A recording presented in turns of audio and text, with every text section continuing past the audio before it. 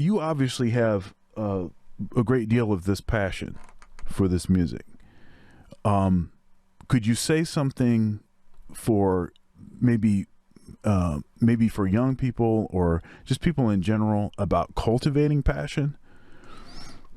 Well, I think, I mean, first off, before you're even thinking about playing, I think you have to just be in love with music, regardless if you're ever going to play or not. But to listen to music and not treat it. I mean, this is sort of sad. I mean, we've come to a time now where people aren't hearing music the way music was meant to be heard. I mean, they're distracted. They're just wearing earbuds and they're listening in their phone. And they're not sitting in front of speakers and feeling sound pressure in a room and devoting the time there to music. Music's like wallpaper at this point. You're busy doing other things and you've just got this going on as a distraction. But I would say, to people, just try to spend time really just focusing on music. Find something you like. You don't have to like every kind of music. Somebody may, just only love classical and they put down, hip hop or country or something like that. I mean, that's their prerogative because the arts are subjective. So not everybody's going to love everything, but I think find things that really, when you close your eyes, it's transcendent. It takes you to another place. And then if you choose to play, you try to take that feeling with you to your instrument. And, but you've got to love it first before you can really do anything. I know, like you were saying, I mean, I've known great players, guys that are technically great players, but there's something cold in their playing, where they're hitting all the notes and everything, but there's just something missing. And then you find somebody who maybe isn't quite technically as proficient as them, and you're weeping because they're touching your heart.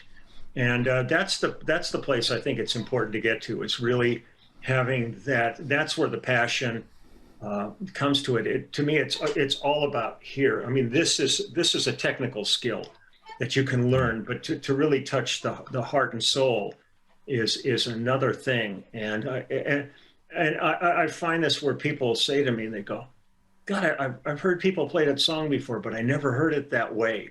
Yet you're really basically playing the same thing, but all of a sudden, you or the people you're working with, the collaboration you have, has taken it to a whole other space for them, and it's nebulous. I mean, this is the hard part of doing these kind of conversations when we're talking music, because music really is pretty ethereal. I mean, there's a technical side to music of learning all of the technical skills. But when you really start playing and suddenly your eyes are closed and you're in this other space, that's what what you strive for is that level of involvement in it, where it's really transcends the technical and you're in this really passionate place. It reminds me a little bit of that of a couple scenes in the Soul movie. I haven't seen that. I heard it's great.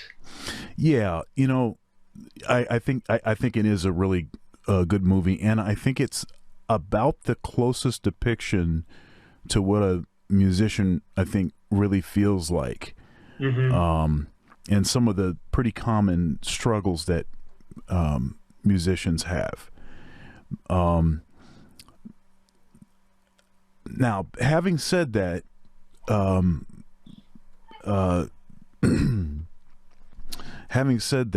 Ollie Jackson, who I interviewed, he made a pretty interesting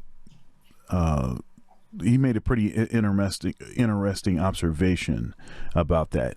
So in the movie, the main character, he zones out and then sort of goes into another realm, but he's disconnected from the other people that were on the bandstand. Oh. So it's not the whole band going to that place. Yeah. It's just him going to that place.